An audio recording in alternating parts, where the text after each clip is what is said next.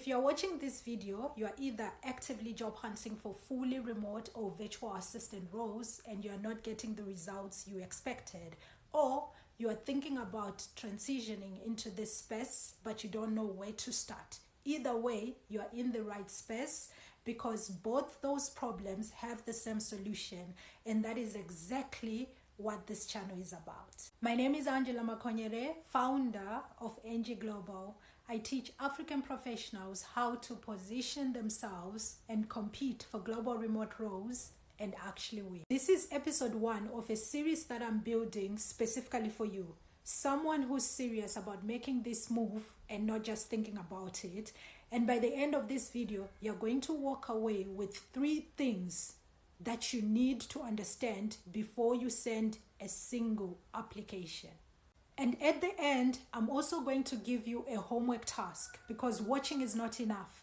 The people who get hired are the ones who put in the work. So let's get started. What is virtual assistance and remote work? A virtual assistant is exactly what it sounds like. Someone who provides professional assistance to a business, a practice, a founder, or an executive remotely from wherever they are in the world. But here's what people miss. Virtual assistance is not one thing. It is umbrella. Under that umbrella, you have general VAs who handle emails, calendars, research, and admin. You have executive VAs supporting CEOs directly, social media VAs managing content, engagement.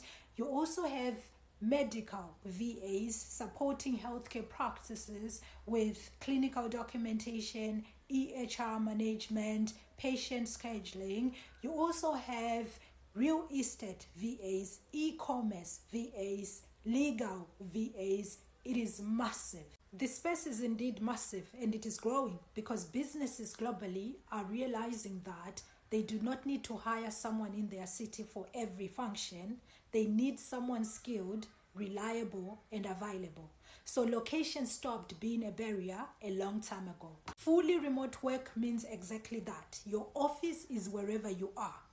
You work with global companies or clients in London, in New York. You communicate via email, Slack, Zoom, and other project management tools. You deliver work. You hit deadlines.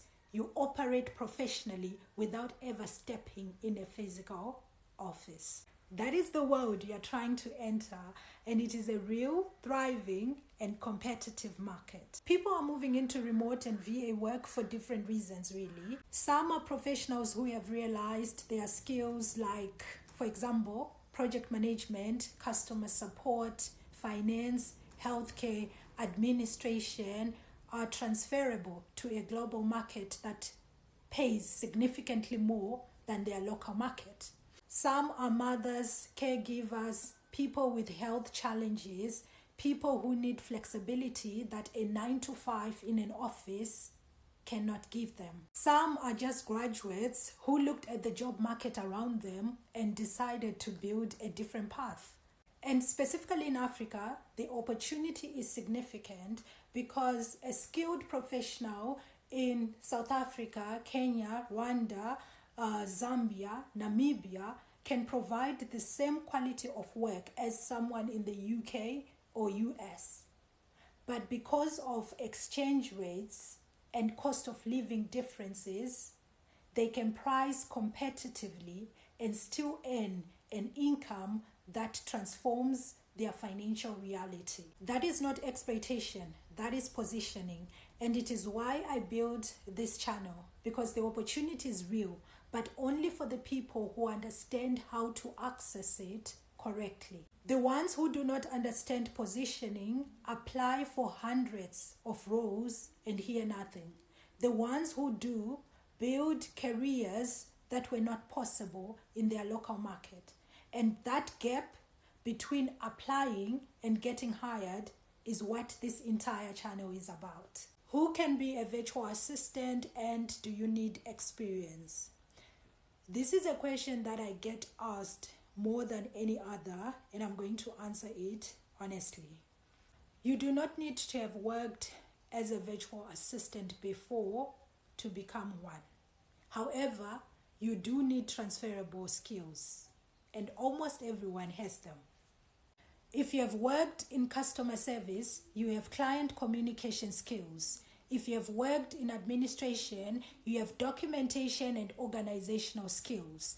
If you have worked in healthcare, you have clinical knowledge that translates directly into medical VA work.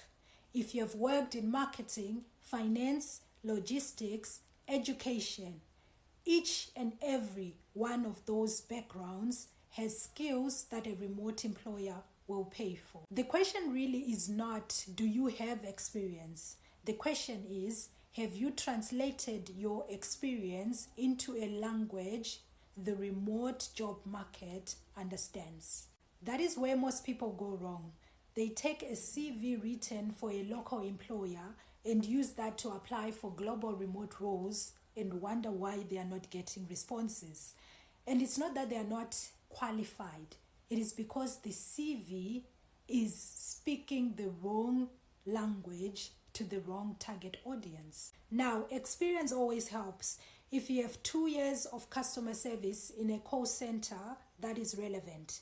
If you have 5 years in healthcare administration, that is extremely relevant, specifically for medical VA roles where clinical knowledge is genuinely a differentiator.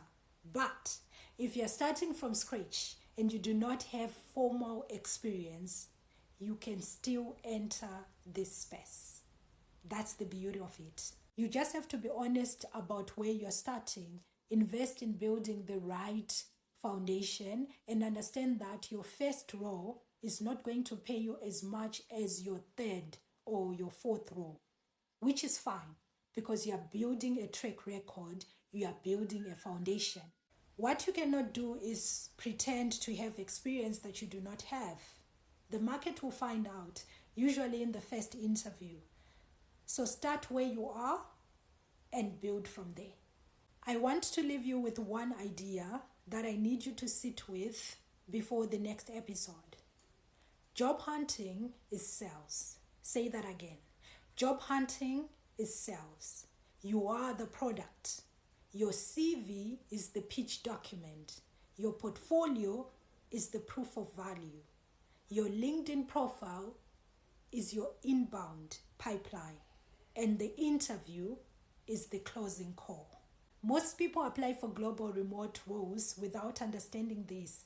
They think the best qualified candidate gets the job. They do not. The best positioned candidate gets the job. Positioning simply means being able to clearly articulate the specific problem you solve, for who and with what proof.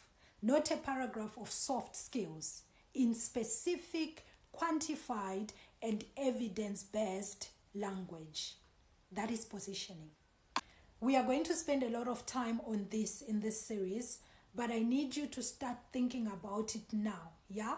Because it changes how you look at your CV, your LinkedIn, your portfolio, and every application that you send out. You are not job hunting, you are selling. And once you understand that, everything changes. Before episode 2, I need you to answer 3 questions. Write them down, not in your head, on paper. 1, what problem do I solve? Not your job title, not your skills. The actual problem that goes away when you show up. 2, who do I solve it for? Be specific. For example, a type of business, an industry, a type of employer. Last but not least, how do I solve the problem better than someone with the same skills and experience as me? In other words, what makes me the better choice over someone with the same skills and experience as me? A tip there will be something specific to you. Okay? Drop your value proposition homework answers in the comments. I'll give you feedback directly. Links to my programs are in the description box. See you in episode 2.